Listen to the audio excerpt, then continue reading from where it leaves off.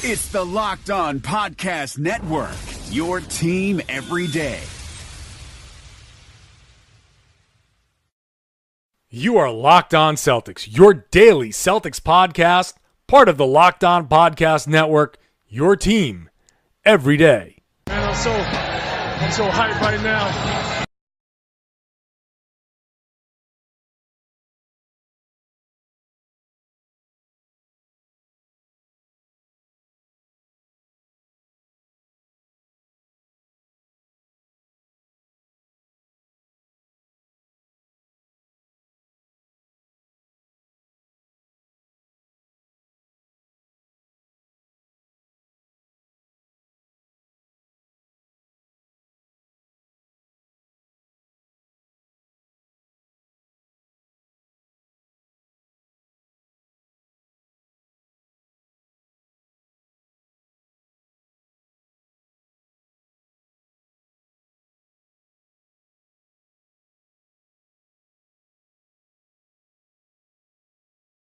Rain and Jays. Today it's me, your boy Jay King from The Athletic, here with Sam Jam Packard, formerly of WEEI. We're here today to talk about the playoffs, which are finally here. Finally. After a totally meaningless last week, except for the purposes of Jonathan Gibson and Jabari Bird and Kadeem Allen and other guys who don't often get opportunities, except for the purpose of Aaron Baines, who smashed the Nets. Double in the first quarter. Was it the first quarter or the first half? It was definitely the first half. I think he got it in the second quarter. Finished with 26 and 14. Just a beautiful night. Beautiful night. He was just smashing the Brooklyn Nets. A fun night from that perspective. And then madness. Playoff scenario madness.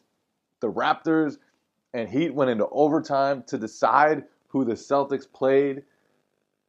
The Wizards lost to the Magic somehow to doom themselves to a matchup against the Raptors in the first round. All of this is going on while the Wolves and Nuggets are playing a do-or-die game to go to the playoffs that went into overtime. You needed to be in a multi-screen experience, and it was fun, man. The NBA it would be amazing. Remember the tournament we had, the play-in tournament, where it's just single game elimination? Still a great idea. It would be amazing because last night, just watching all those basketball situations was dope. Yeah. So Celtics ended up with the Milwaukee Bucks in round one. We've talked about this for weeks, who the Celtics would want to play. We kept coming back to Milwaukee as the team they should want to play because the Bucks, they're not great. They are pretty much an average basketball team. They have a ridiculous superstar in Giannis Antetokounmpo. Butchered that one. Antetokounmpo? Who knows? We call him the Greek Freak. But that's the big question is that traditionally the trope is that if you have the best player on the court, you're going to win the series. And so Giannis, clearly is going to be the best player on the court. I just don't believe in the Bucks, everyone around Giannis to actually make this competitive. I've been crunching the numbers all day, folks, and they're not great at anything. They don't score the ball that well. The two things they're really good at are like creating turnovers and scoring on the fast break. And I just think if you get them into a half-court game, it's just basically the Celtics have a very good defense, the best defense in the league. And I just don't. It should be relatively easy for the Celtics to win unless Giannis goes supernova. And even if Giannis does go supernova, I think they can just contain him. They beat him this year when Giannis scored 40. Like they can just contain him and let the other players beat you, because I just think the Celtics are an overall better team, even with all the injuries right now, than the Milwaukee Bucks. Yeah, the one stat that stands out to me is the three-point shooting percentage. Milwaukee's at 35.5%. I believe that they're definitely in the bottom 10 of three-point shooting league-wide. They just don't space the floor around Giannis, and they've been missing Dellavedova. They've been missing Malcolm Brogdon recently. Brogdon especially will help them. He's good. But they don't have the knockdown threats, and especially against the Celtics defense. You need that, right? Like you need to be able to spread them out and give yourself space, and they're going to be able to help off. They're going to be able to send tons of help to Giannis. They'll probably have Horford start off on him to begin. Horford did I thought, a really good job on Giannis during the regular season. If you look at the stats, the Celtics with Horford on the court were infinitely better against the Bucks this season. I think he's going to be a huge, huge factor in the series. I think the Celtics' overall discipline, will be big. And the fact that Milwaukee doesn't have a great defense either, like, Yeah, they're middle of the road on defense. They create a lot of turnovers. They are long, but then those turnovers, like, clearly they lead to points, but they're not, like, in terms of every other statistic, they're just kind of average. yeah, so there are only two teams in the playoffs that have a worse defense than they do. One is the Timberwolves, and the other is the Cleveland Cavaliers. So I think this is a perfect matchup for the Celtics. They're obviously challenged to score points without Kyrie Irving, without so many other guys, but It's not going to be a shootout. It's not like because the Celtics defense is that good and the Bucks offense just isn't that good. They don't take a lot of threes either because they're not very good at them. So, but like a majority of their points come from just the mid-range shots or at the rim. So I feel like the Celtics have a pretty good defense. They're very good at defending the three-point line, but you're right, their ability to help off, they can just kind of pack the middle. And I just think that it'll be pretty easy. Like there shouldn't be a shootout scenario where if the Celtics aren't making shots, they're like out of the game. Like the Bucks just don't have that like pull away scoring. yeah. So okay, let me ask you this question. It's a little bit of a pessimistic question. If the Celtics do lose the series, what has gone wrong? Shooting, like I think it all comes down to them being bad at like offense if they were happen to lose or Giannis completely goes off and the Bucks do a much better job of like knocking down threes around him. But I think the Celtics just like institutionally just have too good of a defense for that to be the thing that lets them down, especially when the Bucks lack so much kind of offensive weapons. But I could totally see like Tito, Mook, and Tatum all having off nights in a game or throughout the series. Like they're such streaky shooters, they're not that consistent. Where if those guys aren't making shots, they don't really have an offense. Yeah, it's weird because the Celtics are kind of a bad shot taking team now. Like Marcus Morris can score a lot of points. He can get hot. He's had a really good second half of the season. He takes bad shots. You need him to because you need the points. Those are the type of shots where you can go cold. Terry Rozier, kind of the same thing. Like he's great at pull-up shooting, right? He's had a great stretch recently of pull-up shooting. He has sometimes struggled near the rim. Their whole team has struggled near the rim. So that would be the fear to me from the Celtics perspective, is that all those guys go cold at once. And I think against the Bucks that's minimized because they don't have a great defense. And like I said, like they're one of the three worst defenses in the playoffs. They're to me just kind of an average team. I do think it's the perfect matchup for the Celtics. I would have been not afraid. I would have respected the hell out of Eric Spoelstra in the Miami Heat because I think Spoelstra is a great, great coach. I think the Wizards, obviously, you have to look at John Wall, Bradley Beal. You have to look at how tough of an out they were last season. The Wizards can just score. I don't know if the Celtics could have scored, or they could have, but you're right. The Wizards have a ceiling, I think, that's better than maybe the current Celtics, but definitely the Heat and Milwaukee.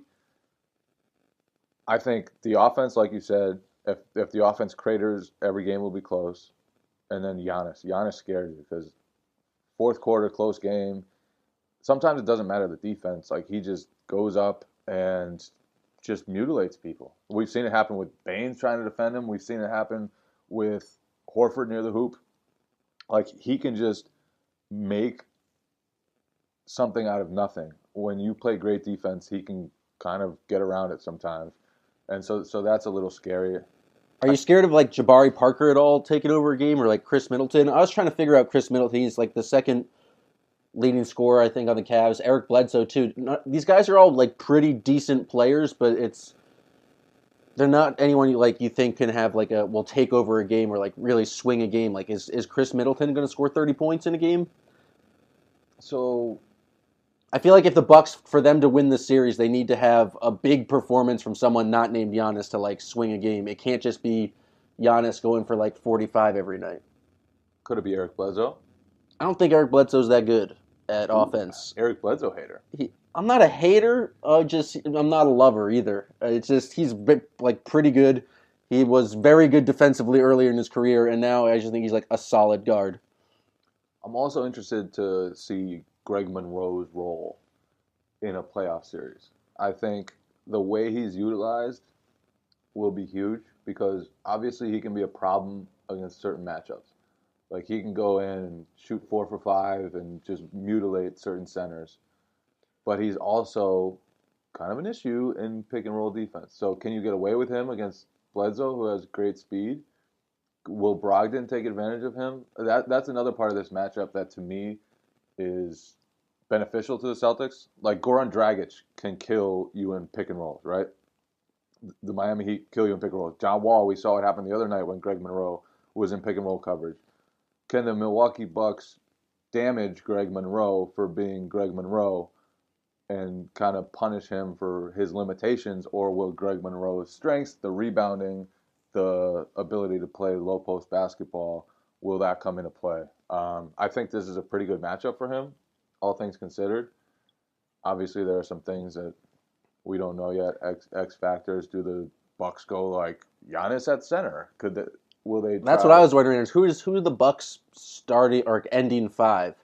Like, are they going to run out John Henson to be like keep him on the court? Because I don't think that's necessarily the best player. And then I feel like the Celtics immediately counter and would put Horford at the 5 because he's clearly the center in their best lineup.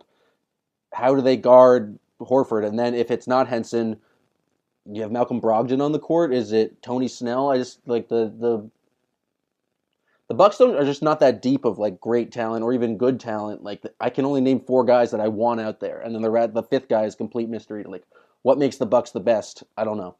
Hi, it's David Locke, founder of the Locked On Podcast Network, and as we grow and grow and grow, we have to hire. So who do we use? ZipRecruiter. It's really cool. ZipRecruiter learns what you're looking for, identifies people with the right experience, and then invites them to apply for your job. So it's a two-way street. And then to make your life easier, ZipRecruiter doesn't stop there. They spotlight the strongest applications you receive, so you never miss a great match. In fact, 80% of employers who post a job on ZipRecruiter get a quality candidate through the site in just one day. The right candidates are out there, and ZipRecruiter is there to find them for you. It's been really fabulous for the Locked On Podcast Network, and it works for business of all sizes. So trust ZipRecruiter for your hiring needs. Right now, my listeners can try ZipRecruiter for free.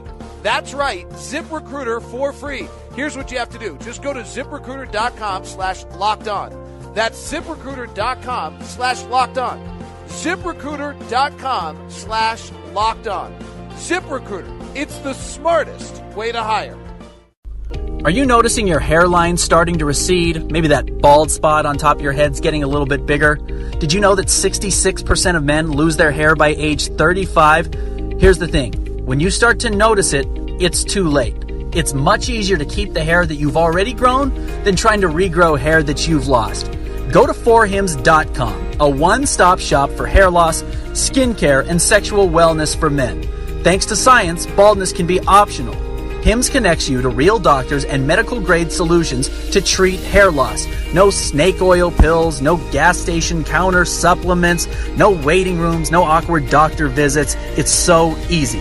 Order now. My listeners get a trial month of Hims for just $5 right now while supplies last. See the website for full details. This would cost hundreds if you went to the doctor or to a pharmacy. Go to forhims.com/locked. That's FORHIMS.com/locked. Forhims.com/locked. I also think this is a Shemi Ojeleye series. Every series is a Shemi Ojeleye series. No, but honestly, I was thinking that Shemi Ojeleye might be cut out of the playoff rotation, right? Like Brad Stevens is going to trim the rotation. But against Giannis, you're going to need that extra defender. And Giannis is so big that it's tough to guard him. Even with Jaylen Brown, who's super strong and athletic, like Giannis is so huge and so strong that it's tough to guard him with a guy like Brown, a guy like Tatum. They like to use more size when they can, which is why they've used Horford, which is why they've used Ojeleye at times.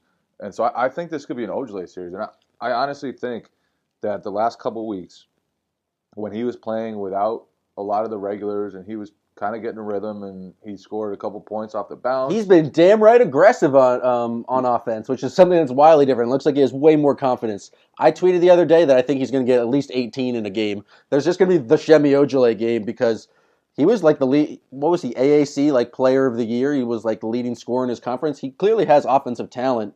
It felt like a complete confidence issue, but I'm a complete believer in Semi. It's great to have his defense and just that like thick jack frame to throw at Giannis at any point. Yeah, so I do think it'll be a Shemi series. I think could be a Shane Larkin series.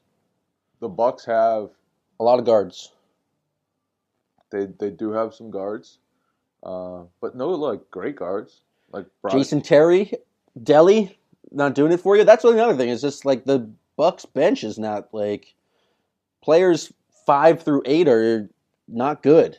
Yes. And so it's going to be a lot of the starters, but I just think the Celtics have more depth and their starters are probably better at every position except for Giannis. Like, is there a player on the Bucks you would rather, like, is Chris Middleton better than Jaylen Brown right now?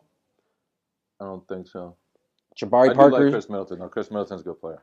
Chris Middleton needs to shoot more threes. He's just, in today's game, he gets a lot of points from just, like, mid-range and, like, post fadeaways, and this is all based on. I'm acting like I know I just scouted Chris Middleton. This is all just based on I asked Twitter people to tell me about him today, and then looked at his statistics. But I've come to the conclusion that's the type of evaluation you cannot get anywhere else. Hey, we're honest about our sources here. I think you should have faith in me to be able to look things up on the internet and regurgitate that information to you. But Chris Middleton, I'm not impressed. I think Jaylen Brown's better than him right now, and I guess Jaylen Brown guards Chris Middleton. I just think the Celtics are better or have an advantage at pretty much every position besides whatever Giannis is at that moment. Will it matter that Tatum and Brown are so inexperienced? And Rozier, really? Although he played some... I think Rozier is interesting. And I thought your article today about him talking to Kyrie about the leadership role was really interesting. Thank you. And that's going to be huge in the playoffs. And so I don't know how exactly he's going to respond to that, but I think a lot of Terry Rozier is playing with confidence and knowing that he's going to have a role. And so he's been quite good ever since he became a starter. He was pretty damn good last year in the playoffs. Playoff Tito is a thing. Yeah. So I kind of have faith in him to kind of show up in the big moments. And Jason and Jaylen, they've pretty much been doing it the entire year. I don't think the moment's going to be too big for them. Yeah, I don't think it's an issue. It's just kind of been whatever the Celtics have thrown at those guys, they've been able to handle it. I feel like it is like a Kaizen thing though, where it's control what you can control. This isn't a big deal. This is your role. We're going to give you something manageable. Do what you can do and just move on. Don't really worry about these things. And so it's just playing basketball at this point. They're so kind of just locked in that it's not that surprising that Jason Tatum was just able to seamlessly transition from a guy that you think was going to get 15 to 20 minutes a game to just pretty much starting every single game and taking everything in stride. I actually do think that's the kind of a growth mindset approach, just because Brad seems to be able to do that with so many different players, just playing their role and doing exactly what they need to do and not being surprised. And I think it's one of the reasons why they're in a lot of games is kind of that way of thinking, just because Yeah, and I'm not sure enough has been made of what Jaylen Brown has done. He's been damn good after the All-Star break. With a higher usage rate. If you look at his splits, 7 games in March, his usage rate was, to that point, the highest of his career. True shooting percentage, basically 60%, which is fantastic. He hit 5 threes in the first quarter the other night. Fast forward to April, usage rate skyrockets to 27.2. True shooting percentage 63.8, which is elite. So he's been doing a lot with increased opportunities. And the fact that he's been able to maintain that efficiency with more opportunities, that's really impressive. And it's kind of been the same with Tatum.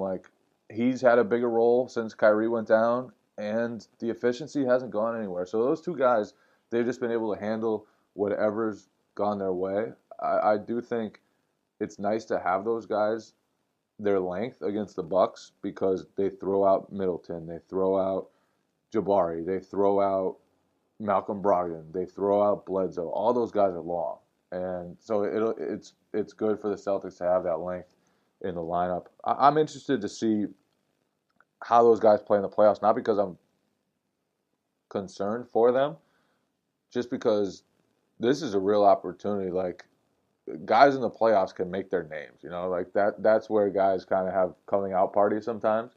And I mean, you have one big series that changes like everything about like your reputation and just your confidence. Yeah, and I wouldn't be surprised if either Brown or Tatum has one of those breakout type moments where everybody's kind of like, "Whoa, that dude can really go."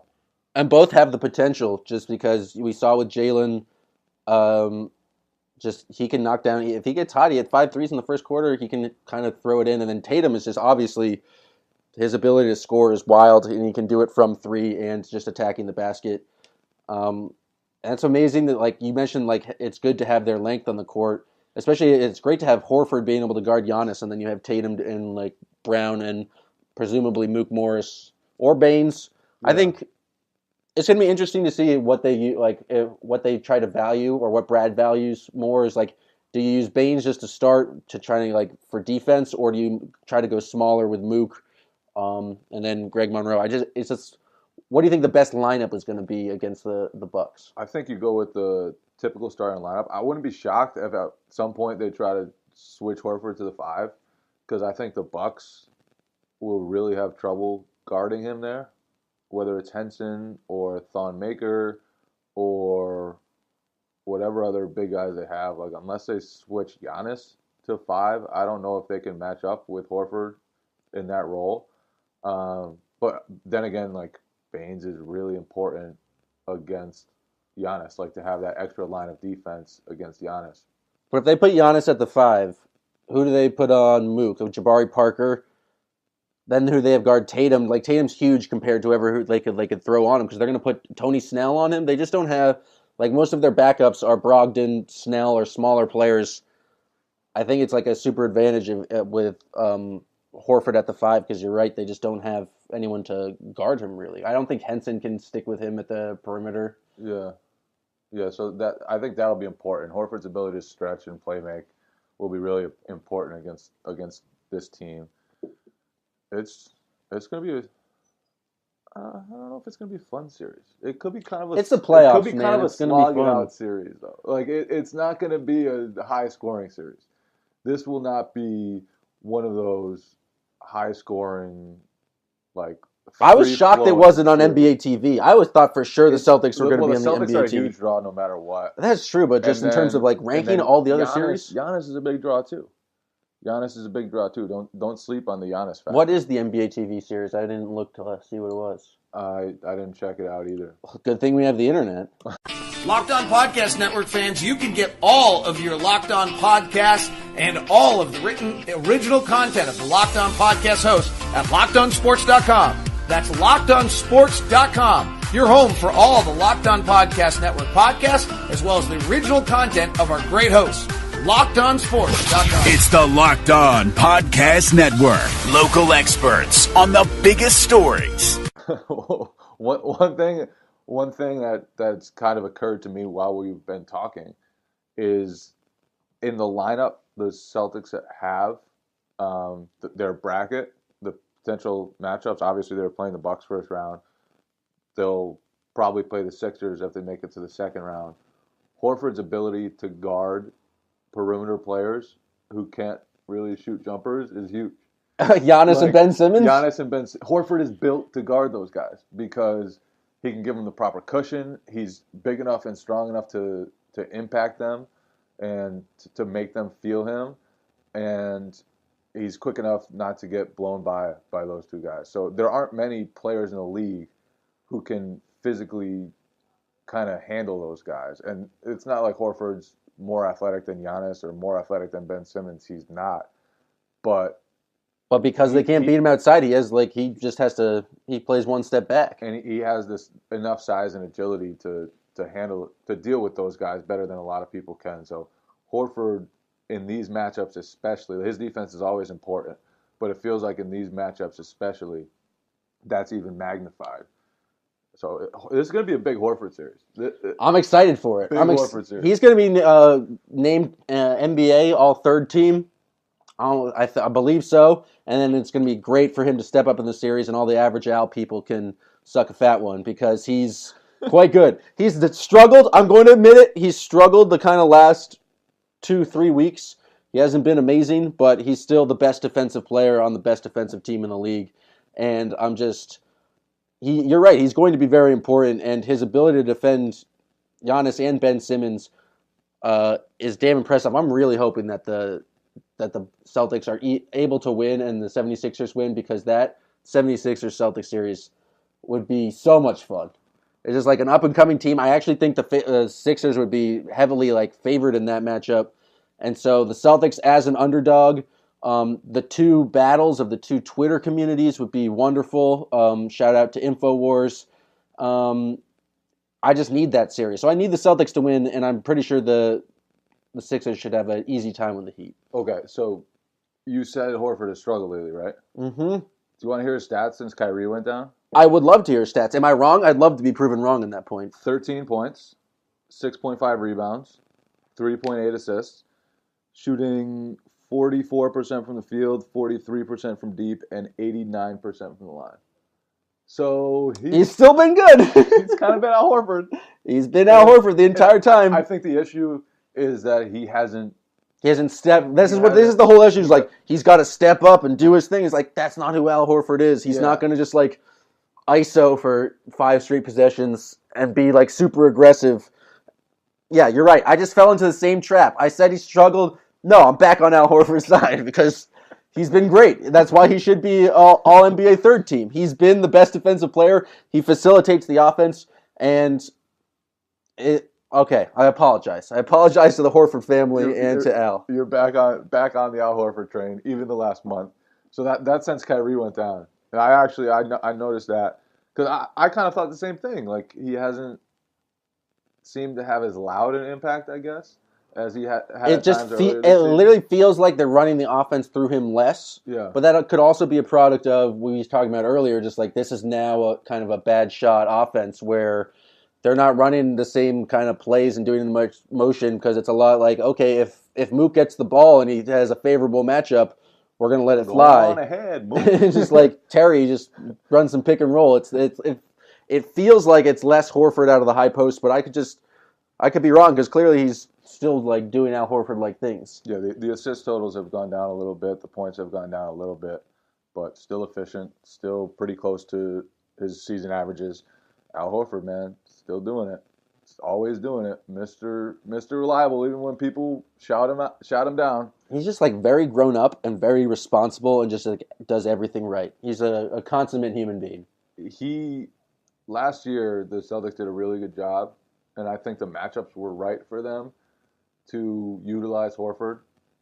He kind of ripped apart Robin Lopez once the Celtics went small in the first round. He then ripped apart Marcin Gortat in the second round. He should rip up John Henson. He had a great playoffs last year, and the Celtics really put him in good positions to do that. So I'm interested to see how he steps his game up. We just said he doesn't really do that, but I do think the Celtics will put him in different situations maybe, and like the John Henson matchup. I think if they put Henson on, the Terry, the 1-5 pick and roll is going to be pretty important, and can Terry attack and finish around the rim? That's kind of been the story of Terry's career. It's he just started off doing a lot of fancy stuff and it never really went in. He's gotten much better at finishing around the rim and doing floaters and stuff, but if he can score out of that pick and roll and then you can start having Horford pop, I just don't see how the Bucks can defend that. There you go. Solved it. So there you go. Bucks can't defend it. What's your official prediction? Celtics in 6. Celtics in 6. I say Celtics in 5. Celtics are going to win the first 2. Giannis is going to win one for Milwaukee in Game 3, and then the Celtics will make the adjustments, win Game 4, and then win at home. The underrated thing, I was thinking about this today. I was there's nothing like the playoffs in Boston. It's a crazy environment.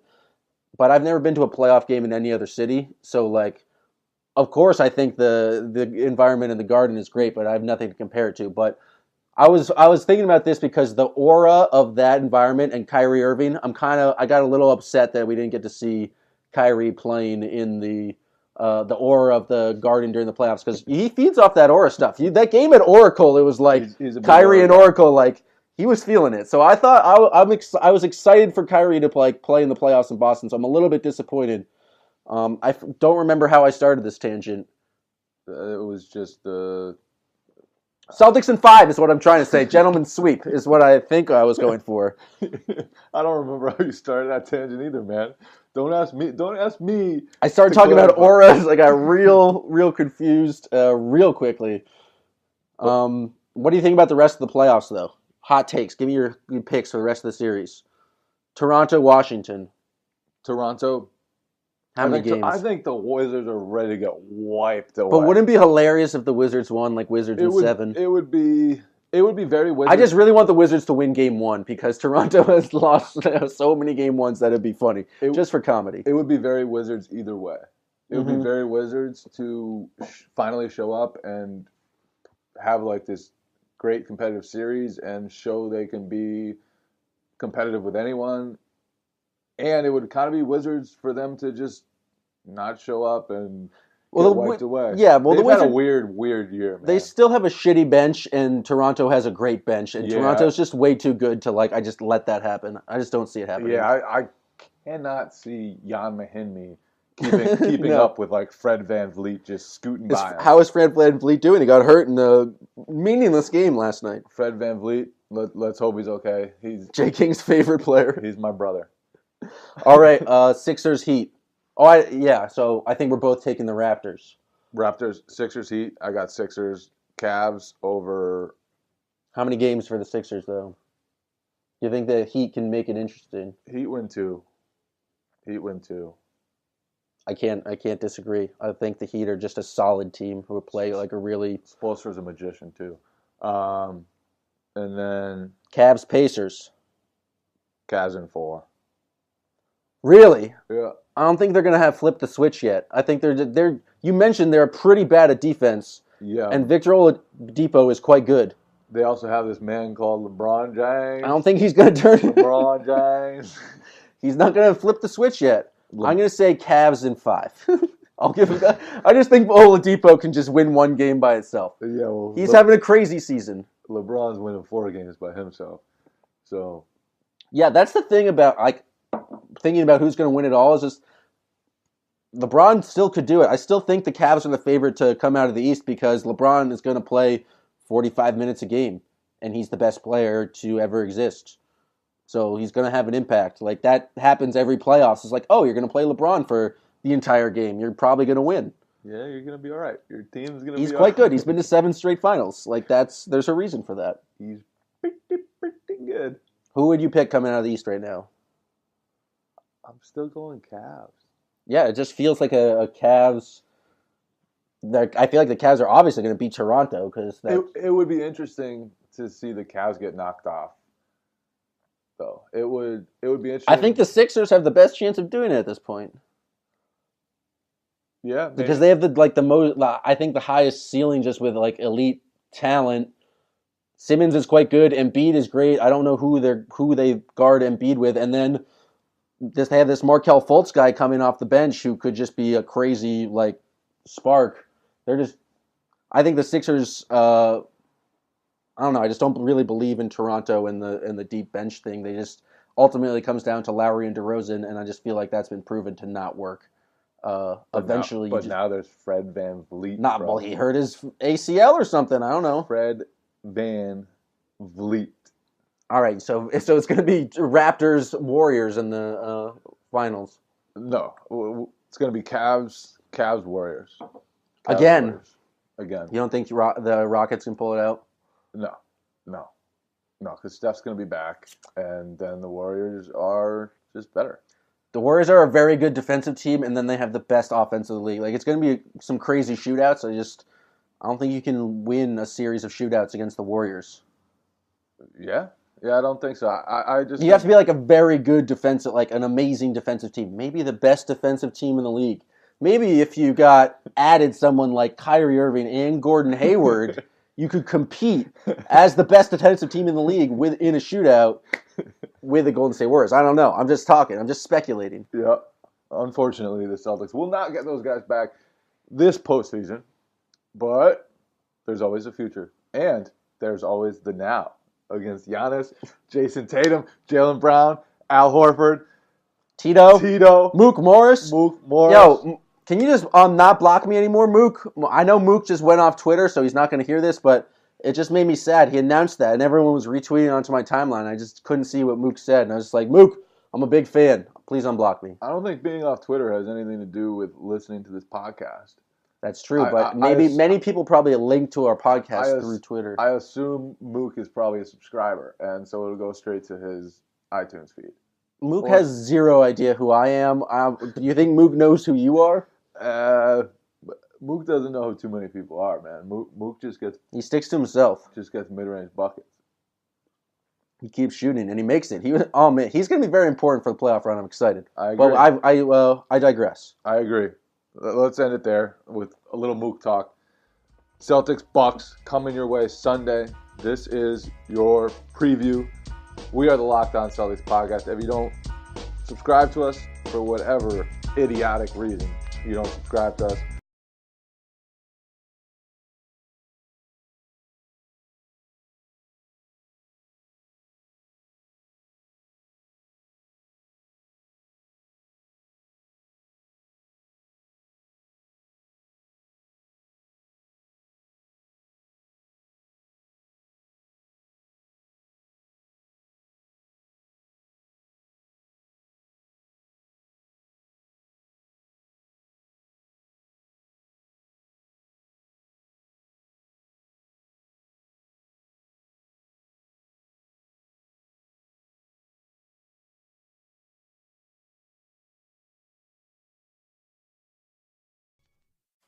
Okay, I've heard you. I will not tell that machine made by Amazon with a female's name to play a Locked On podcast. But you can do it. You can tell to play, program, Locked On, whatever your favorite is. And I promise I won't say, okay, that big, huge mammoth brand that makes all sorts of things, play podcast, such and such anymore. I've heard you. But just let you know, you can do it. You can play all of your Locked On podcast networks on your smart home devices. The Locked On Podcast Network, your team every day, and now just about everywhere.